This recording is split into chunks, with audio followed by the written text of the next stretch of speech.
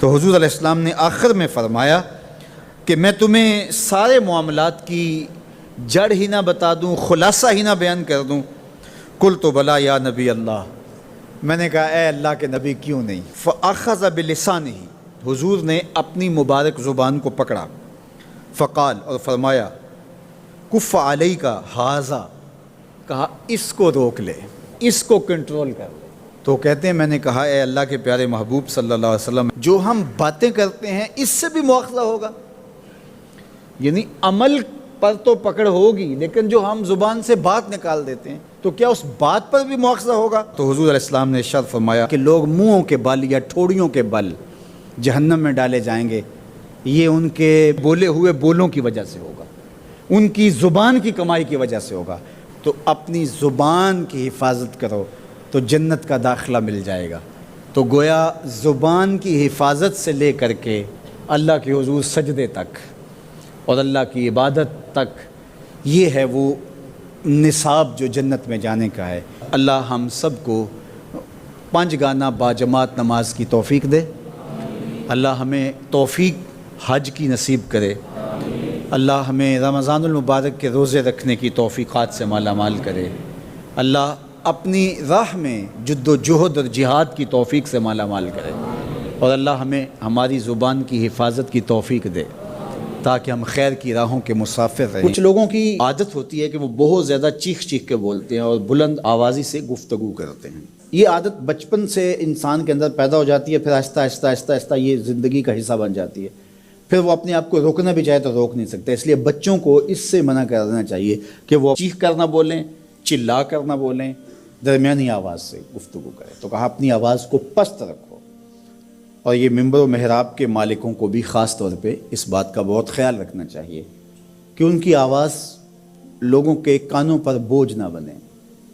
آج کل تو یہ ساؤنڈ سسٹم لگے ہوئے ہیں، اور پھر ماشاءاللہ کچھ لوگ تو یہ ایکو کا بھی ضرورت سے زیادہ استعمال کرتے ہیں۔ سنجیدگی کے ساتھ، متانت کے ساتھ بات کرنا، سنجیدگی اور متانت کے ساتھ بات کو سننا، یہ شریعت کے آداب ہیں۔ جب کسی سے ہم کلام ہوں تو آپ بھی بلند آواز نہ ہو، اور دوسرا وہ اس کا جو جواب دے رہا ہو اس کی توجہ بھی بھٹکنے نہ پائے، وہ اپنے احساسات سے یہ بات بتائے، اور کہیں جواب دینا ضروری ہو تو حرج بھی نہیں ہے۔ آواز کو معتدل رکھو، خوبصورت رکھو۔ تو جس طرح بولنے کے آداب ہے اس طرح سننے کے بھی آداب ہے۔ ویسے ماہرین کہتے ہیں کہ تیز آوازیں بندہ پونے گھنٹے سے زیادہ نہیں سن سکتا، یعنی اس کا سٹیمنا جو ہے وہ اتنا ہی ہے کہ وہ اتنا سن لے، برداشت کر لے اس کے بعد وہ تو الگ بات ہے، لیکن یہ ہے کہ وہ جو آسانی کے ساتھ سن سکتا ہے اتنا ہی سن سکتا ہے۔ تو اس لیے یہ جو لیکچر بھی ہوتے ہیں جو دنیا کی بڑی یونیورسٹی ہیں، وہاں بھی انہوں نے لاکھوں روپے دے کر کے دنیا کے ماہرین بلائے ہوتے ہیں مختلف مضامین پر، لیکن پیریڈ کا دورانیہ یہ نہیں ہوتا وہ 3 گھنٹے کا لیکچر دے رہے ہوں۔ انسان کی جو ہے وہ ایک کیپیسٹی ہے، اس سے آگے نہیں وہ بڑھ سکتا۔ اور مجھے بتائیے انسان کو بنانے والے سے بہتر کون بتائے گا؟ قرآن بتاتا ہے، کیا بتاتا ہے؟ وَغْضُضْ مِنْ صَوْتِكَ، اپنی آواز کو پست رکھو۔ باقی اس کے الگ احکام ہیں کہ اذان دے رہے ہیں، آپ کسی کو پکار کر رہے ہیں، جنگ میں رجز ہے یا کوئی اور بات ہے۔ ابھی لائٹ چلی جاتی ہے اور دور تک لوگ بیٹھے ہیں تو مجھے لامحالہ طور پہ اونچا بولنا پڑے گا۔ میری آواز اونچی ہے تو میں کوشش کروں گا آخری شخص تک آواز پہنچے، وہ ایک الگ بات ہے۔